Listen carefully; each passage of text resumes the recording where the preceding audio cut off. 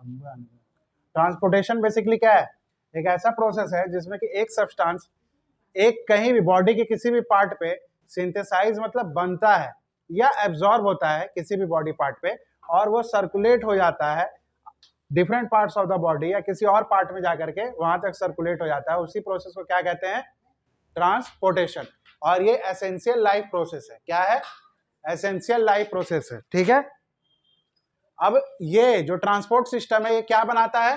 Circulatory system. Transport जो है, ये ट्रांसपोर्टेशन है, ये किसके द्वारा किया जाता है? सर्कुलेटरी सिस्टम के द्वारा। क्लियर है? अब सर्कुलेटरी सिस्टम जो है ये किन चीजों से बना है? तो 3 चीजों से। पहला है ब्लड, दूसरा है ब्लड वेसल्स, और तीसरा है हार्ट। हार्ट बेसिकली क्या काम करता है? तो पंप करता है, ब्लड को पंप करता है towards all the parts of the या towards all the cells of the body. Clear है? अब ब्लड वेसल्स बेसिकली क्या होता है बता सकते हैं? जिसको कुछ ना समझ में आए, जिसको याद नहीं होता है उसके लिए ट्रिक है, समझ लीजिए पाइप। अब जो पानी का पाइप होता है उससे क्या बहेगा? पानी। तो जो ब्लड का पाइप होगा उसके अंदर क्या बहेगा?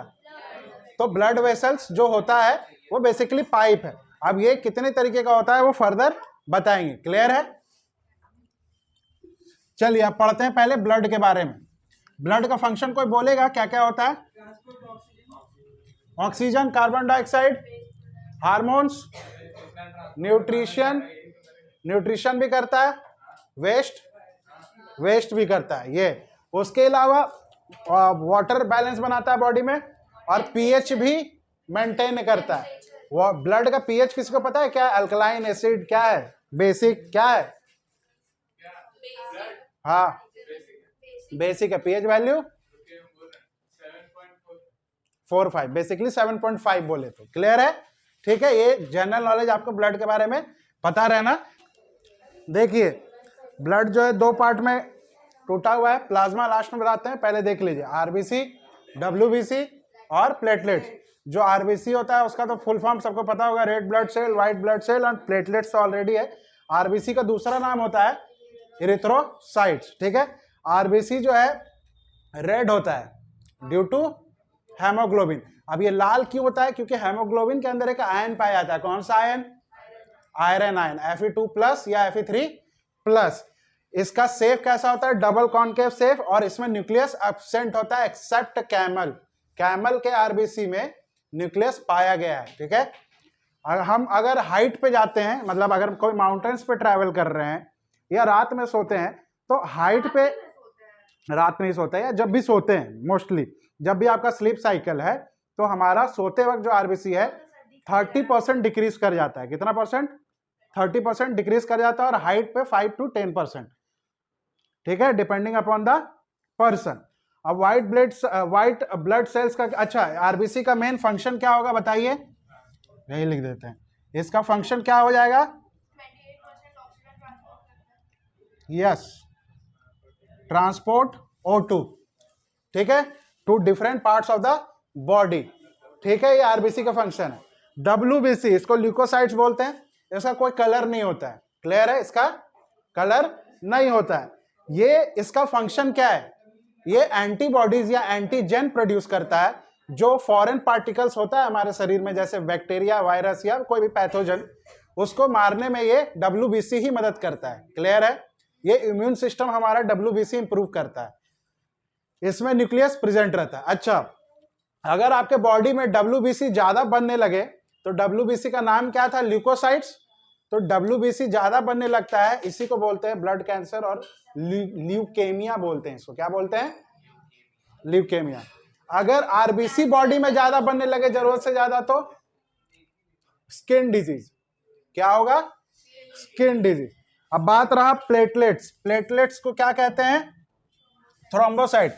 ये बेसिकली ब्लड सेल का बहुत छोटा छोटा सेल फ्रेगमेंट में होता है, मतलब सेल से भी हल्का छोटा होता है। क्लियर है?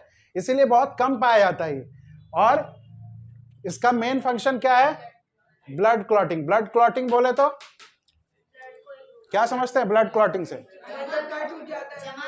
जैसे आपका खून कट गया बोल रहे, सॉरी, हाथ कट गया अगर, तो खून निकलते रहेगा, तो किसी पॉइंट पे तो उसको ऑटोमेटिक रुकना चाहिए ना, वरना तो पूरा खून का लॉस हो जाएगा ना बॉडी से। तो 3 से 5 मिनट में ये एक्टिवेट होकर के खून को वहां से क्लॉट कर देता है। क्लियर है? क्लियर है? अच्छा, ब्लड क्लॉटिंग में कौन सा प्रोटीन या विटामिन मदद करता है, किसी को आइडिया? एक तो है हेपारिन प्रोटीन और दूसरा है फिब्रोनोजन भी। और विटामिन की बात करें तो विटामिन के सबसे ज्यादा किससे मिलता है? विटामिन के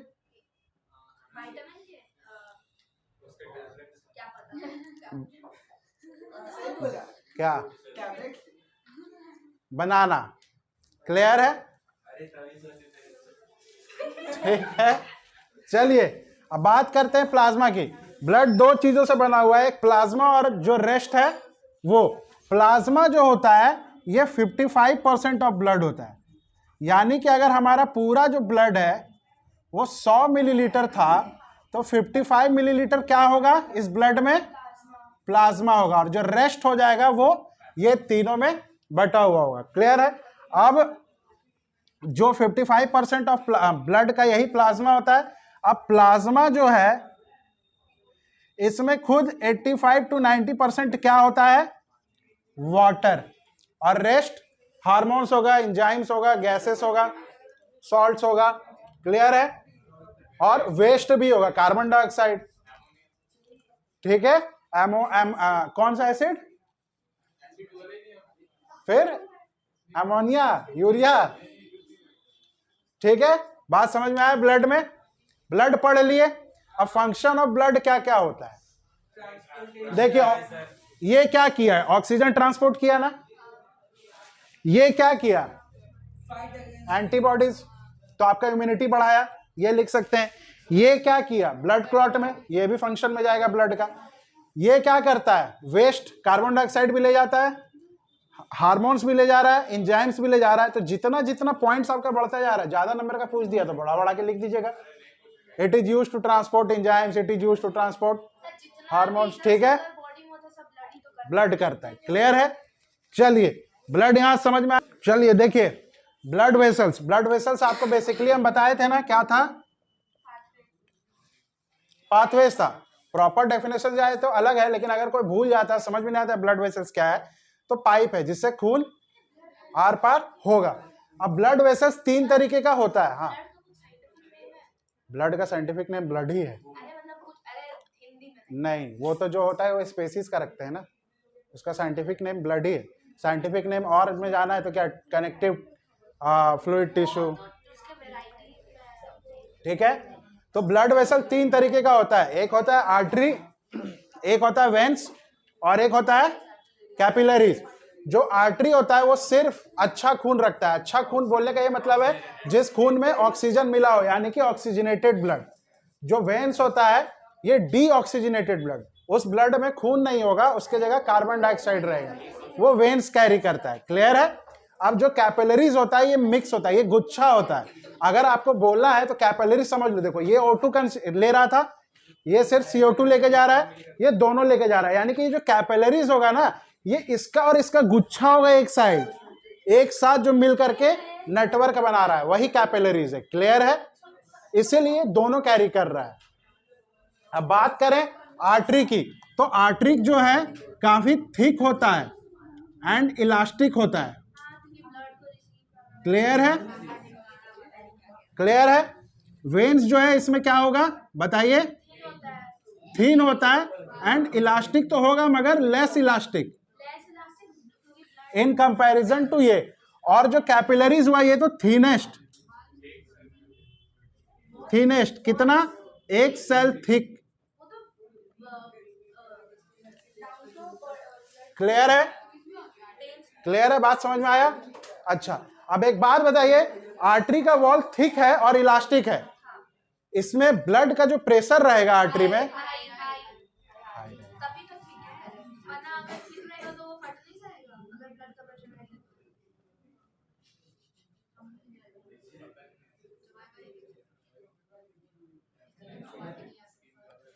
अच्छा, आर्टरी का फंक्शन क्या है? देखिए, अच्छा खून ले जा रहा है, हमारे सेल के हर एक पार्ट्स को अच्छा खून चाहिए ना। हाँ, यानी कि जो हार्ट से ऑक्सीजन के साथ जो ब्लड निकलेगा यानी कि from heart towards the body, ये आर्टरी ले जाएगा। क्लियर है? कहां ले जाएगा?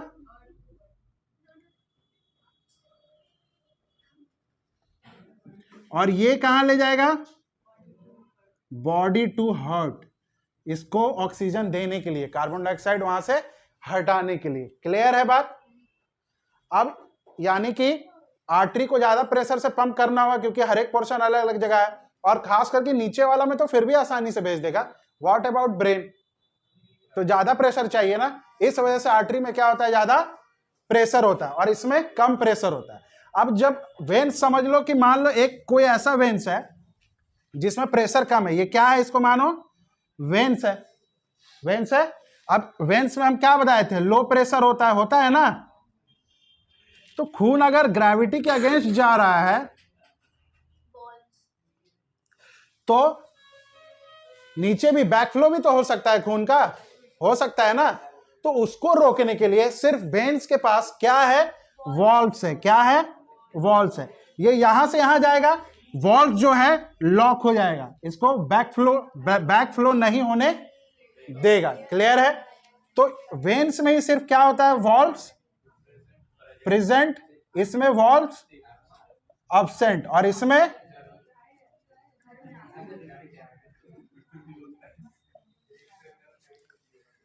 क्लियर है? क्लियर है बात? चलिए देखिएगा, आर्टरी ऑक्सीजनेटेड ब्लड कैरी करता है। क्लियर है?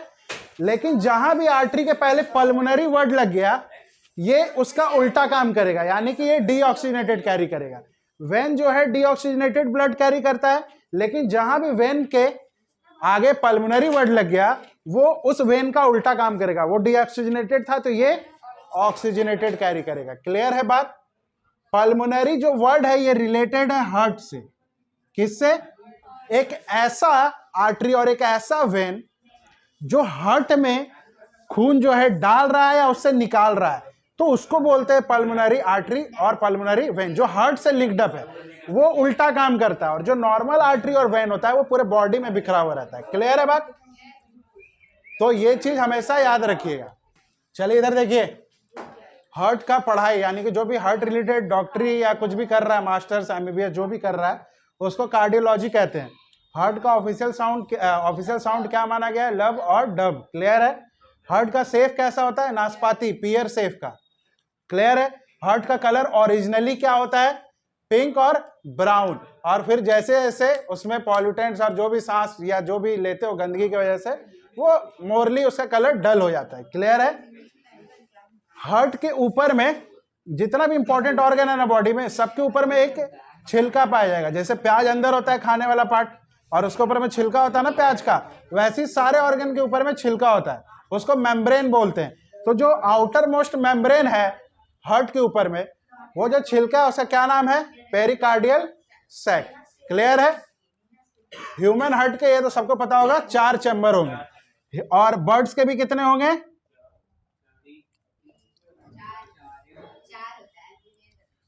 अच्छा, फिश यानी कि 2 चैम्बर्स।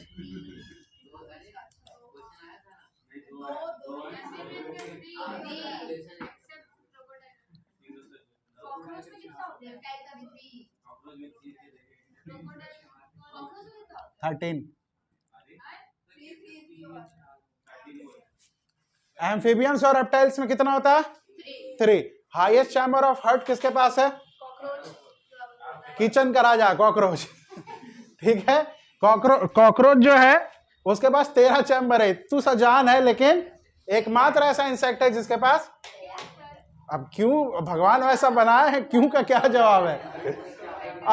अब अगर कोई हमसे पूछे कि 4 ही चैम्बर क्यों है, क्योंकि डबल सर्कुलेशन होने के लिए। अब उसका पता नहीं, होता होगा 9 सर्कुलेशन 8 सर्कुलेशन कुछ होता होगा। कॉकरोफिबियंस और रेप्टाइल। एम्फीबियंस किसको बोलते हैं जी, जो जमीन और पानी दोनों में रहे उसको एम्फीबियंस कहते हैं। रेप्टाइल्स उसको कहते हैं जो रेंग के चले। तो एक बात बताइए, क्रोकोडाइल किस में आएगा, दोनों में आएगा। क्लियर है? अच्छा, एम्फीबियंस और रेप्टाइल्स में 3 तो होते हैं, मगर एक्सेप्शन है फ्रॉग और क्रोकोडाइल, इसके पास 4 चैम्बर हैं, लिखते 3 है लेकिन एक्चुअली में 4 होते हैं, ये आपको बता दे रहे हैं, ठीक है। फ्रॉग और क्रोकोडाइल 4 चैम्बर होते हैं, लेकिन वो मैमल्स नहीं है, इसीलिए इस कैटेगरी में उनको नहीं डाला गया, एक्सेप्शंस हैं, ठीक है। एक साइंटिस्ट है जिन्होंने पहली बार ब्लड सर्कुलेशन का सिस्टम को डिस्कवर किया था कि ब्लड कैसे फ्लो होता है हार्ट से और हार्ट से पूरे बॉडी में, विलियम हार्वे ये सर जो थे इन्होंने डिस्कवर किया था कि खून कहां कैसे बॉडी में आता है और वापस बॉडी से वापस हार्ट से different parts of the body में कैसे जाता है। अब सुनिए, और स्पेशली साक्षी जी, आपको दिक्कत था ना सर्किट पे, हाँ तो अब बोर्ड बाकी है ना, मेन तो अभी नहीं गया है, अंत तो बाकी है ना अभी। तो जिसको भी डाउट होता है पल्मोनरी सर्किट या आपका जो भी सर्किट है ह्यूमन का कैसे ब्लड सर्कुलेट करता है, अब यहाँ पे 5 से 10 मिनट लगेगा, 10 मिनट तो नहीं लगेगा, 5 से 7 मिनट लगेगा, देख लीजिए, समझ लीजिए, फिर रट्टा मार के लिख दीजिएगा। चलिए देखिए, उस पर अभी ध्यान मत दीजिए, पहले यहाँ समझ लीजिए, ठीक है, पहले यहाँ पे समझ लीजिए, लिखने का समय देंगे। अभी इस पॉइंट पे लिखना नहीं है, पहले समझ लेना है, ये हटा लेना है, लिखने का समय दे देंगे आराम से, ठीक है। इसको समझने से पहले इसको समझ लीजिए, हमारा जो हार्ट है उसका 4 चैम्बर होता है। अब बहुत लोगों को डाउट होगा कि इधर आ रहे क्यों लिखे, जबकि आपके लेफ्ट में आएगा।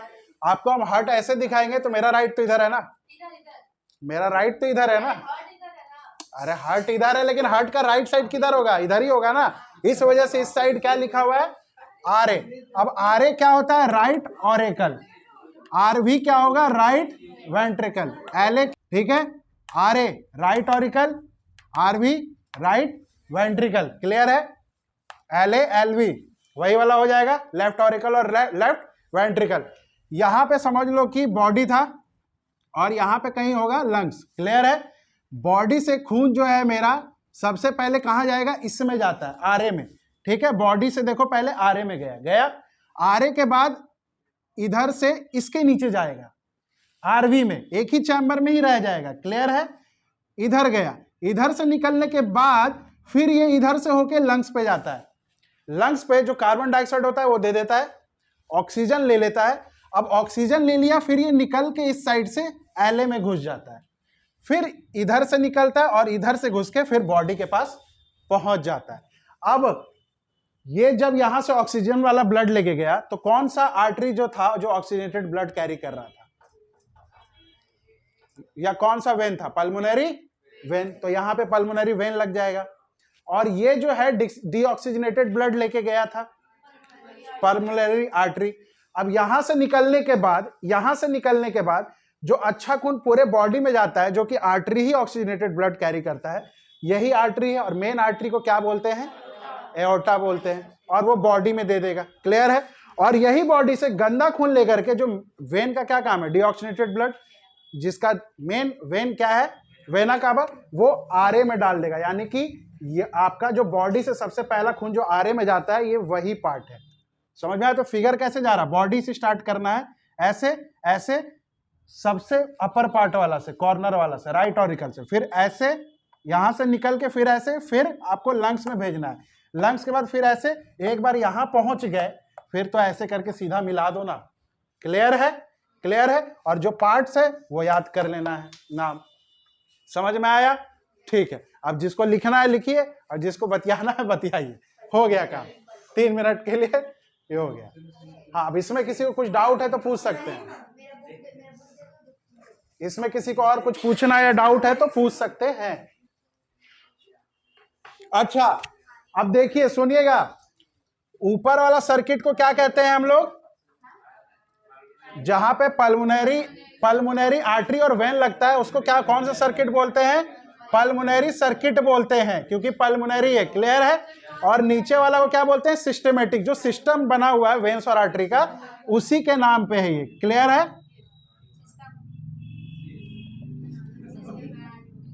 और जहां पे पल्मोनरी आर्टरी और वेन आ गया उसको पल्मोनरी सर्किट बोलते हैं, यही है, ठीक है। अब देखिए, इस जो पूरा एक साइकिल है, हमारा जो एक साइकिल है ब्लड का रोटेट होने का, वो लंग्स में कितनी बार गया, एक तो पहले इधर से जा करके इसमें घुसा एक बार, यहां से बाहर निकल के फिर 2 बार। इसीलिए जो हमारा साइकिल है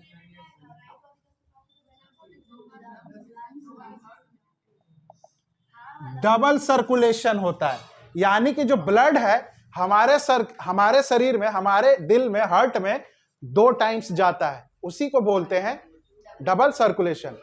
इन a cycle our blood circulate या passes through heart twice, it is called double circulation. बात समझ में आया डबल सर्कुलेशन क्या है? ठीक है, और ये डबल सर्कुलेशन बना के एक साइकिल बनता है।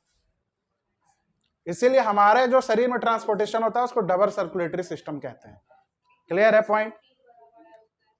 अच्छा, एक इंपॉर्टेंट सुनो, ये तो पूरे बॉडी में खून पहुंच गया, अच्छा खून पूरे बॉडी में, अच्छा खून तो चला गया, पूरे बॉडी से खराब खून भी हार्ट को चला गया, लेकिन कोई एक ऐसा भी तो आर्टरी या कोई एक ऐसा भी तो वेन होगा जो हार्ट को अच्छा खून और अच्छा हार्ट का जिंदा रखने के लिए भेजता होगा।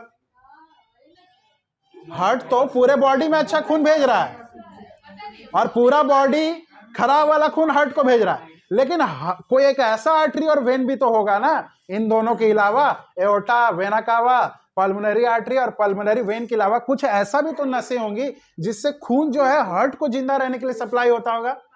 उसी आर्टरी को बोलते हैं कोरोनरी आर्टरी, कोरोनरी आर्टरी। और अगर कोरोनरी आर्टरी पे किसी को जरा सा भी डिस्टरबेंसेस होता है तो सीधा it will lead to heart attack. Clear है?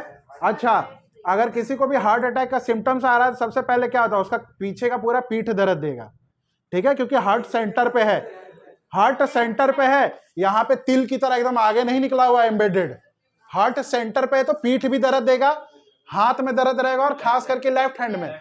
और अभी कुछ भी नहीं है, हॉस्पिटल बहुत दूर है, तब क्या करना चाहिए? पहला तो सीपीआर, जो कि बहुत कम लोगों को आता है, जाके वीडियो देखना कैसे दिया जाता है, और वो भी नहीं है तो अपने घर में इमीडिएट रिलीफ के लिए एस्पिरिन खाना चाहिए। क्या? एस्पिरिन। इसीलिए इसका टैबलेट इजीली मिलता है, रखा करो। किसी को भी जरा सा सिम्टम्स आया, वो जो हमारा आर्टरी में ब्लॉकेज होता है ना, उसको खोल देता है, ठीक है। हाँ, तब तो भैया फिर रिस्क हो जाएगा ना। एस्पिरिन से देखो थोड़ा तो फायदा होगा, लेकिन उसके साथ में तुमको एलर्जी भी झेलना पड़ेगा। हाँ, कह सकता है, लेकिन अगर कुछ ज्यादा ही जहरीला चीज बन गया हो तो कंपाउंड हमें नहीं ना पता कि इसका एक्सपायरी के बाद ये कैसा रिएक्ट करेगा, हो सकता है एलर्जी देगा, हो सकता है और घातक हो जाता हो सकता है ऐसा बन जाता हो कि सुला ही दे। तो इसीलिए फ्लोएम जो जाइलम होता है वो ट्रांसपोर्ट करता है सिर्फ और सिर्फ पानी और मिनरल्स। अब पानी और मिनरल्स उसको कहां से मिलता है? रूट से। तो रूट से upper part of the body पे भेजेगा अगेंस्ट द ग्रेविटी। क्लियर है? यानी कि ये यूनिडायरेक्शनल होगा, एक ही डायरेक्शन में काम करेगा, वो भी अपवर्ड। क्या? हाँ, बता रहे ट्रांसपिरेशन पुल होता है, ठीक है। हाँ, अब इसमें क्या होता है? यूनिडायरेक्शनल अपवर्ड में जाएगा। It requires transpiration pull. अब देखिए क्या है, वाटर किस बॉन्ड से बना हुआ रहता है? H2O। बता सकते हैं? जैसे कि एक सवाल पूछता है साइंस में, मैक्सिमम फेमस क्वेश्चन था कि जो H2S है, हाइड्रोजन सल्फाइड, वो गैस है, बट H2O जो है ये वाटर है। भाई सब कुछ सेम है। ये इंटरव्यू का बहुत एक समय में फेमस क्वेश्चन हुआ करता था। तो उसमें ये हुआ था, पाया गया कि जो H2O था वो जो है हाइड्रोजन बॉन्डिंग बनाता है, इसके वजह से वो लिक्विड में पाया जाता है, ठीक है, और हाइड्रोजन बॉन्ड की वजह से वो जुड़ जाता है, ठीक है। माने एक मॉलिक्यूल खींचोगे तो दूसरा H2O का मॉलिक्यूल भी उसके साथ ही खिंचाएगा, एक तरह से मैग्नेट बन के। क्लियर है? तो देखिए क्या होता है, transpiration basically it requires, xylem जो है, जाइलम को ट्रांसपिरेशन पुल चाहिए। ट्रांसपिरेशन क्या होता है बता सकते हैं? Transpiration is a process of water loss through the leaves, ठीक है, लेकिन किस फॉर्म में? लिक्विड्स के फॉर्म में कि वाटर वेपर के फॉर्म में। तो मानिए कि ये लीफ था, यहां से पानी जो है वाटर वेपर बन के एवापोरेट हो रहा है, तो ये वाला निकला तो अगला मॉलिक्यूल को अपने साथ खींचेगा, फिर ये वाला मॉलिक्यूल को अपने साथ ये खींचेगा, ये वाला जो इसको खींचेगा, ये वाला इसको खींचेगा। इसी तरीके से ये एक चेन बन जाएगा। समझ में आ रहा है? और ये जो है अगेंस्ट द ग्रेविटी काम करेगा। बात समझ में आया? तो जाइलम को ट्रांसपिरेशन पुल चाहिए, यानी कि अगर ट्रांसपिरेशन पानी जो है प्लांट के लीफ के थ्रू लॉस नहीं होगा तो ये भी होना बंद हो जाएगा। इसीलिए पानी जो है लीफ के थ्रू लॉस होता है, जिसको कहते हैं ट्रांसपिरेशन। ट्रांसपिरेशन जो है बेसिकली एसेंशियल है, बोलिए तो। क्लियर है? ये पानी का फ्लो को चालू जारी रखता है। क्लियर है बात? चलिए, अच्छा, जाइलम जो होता है ये डेड इसको माना जाता है, डेड पार्ट क्या माना जाता है? डेड। और फ्लोएम को क्या माना जाता है? लिविंग। क्लियर है? अच्छा, खाना कहां बनता है? फोटोसिंथेसिस कहां होता है? लीव्स में। यानी कि मान लो ऐसे पेड़ था तो पेड़ का ऊपर वाला भी पार्ट होगा, लीव्स तो बीच में होगा। अब खाना वहां बन गया, खाना वहां से हर एक बॉडी पार्ट्स में जाना, मतलब हर एक प्लांट के बॉडी पार्ट्स में जाएगा, ऊपर भी और नीचे भी। तो फ्लोएम दोनों तरफ काम करेगा, बाय डायरेक्शनल, ऊपर भी भेजेगा और नीचे भी भेजेगा। और इसको खाना भेजने के लिए जो एनर्जी चाहिए वो उसको कहां से मिलता है? एटीपी से। Basically respiration. बात समझ में आ रहा है? रेस्पिरेशन वही प्रोड्यूस करके देता है ना, एटीपी, वहां से उसको मिलता है ताकत। क्लियर है? कंप्लीट हुआ जाइलम फ्लोएम? समझ में आ गया? यानी कि जाइलम सिर्फ पानी और मिनरल्स भेजेगा और सिर्फ ऊपर भेजेगा, फ्लोएम खाना भेजेगा दोनों तरफ। क्लियर बात? और उसके अंदर का क्या कारण है? इसमें ट्रांसपिरेशन पुल, उसमें एनर्जी एटीपी के फॉर्म में। क्लियर है बात?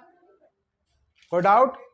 चलिए, ट्रांसपोर्टेशन इसके साथ हमारा कंप्लीट होता है।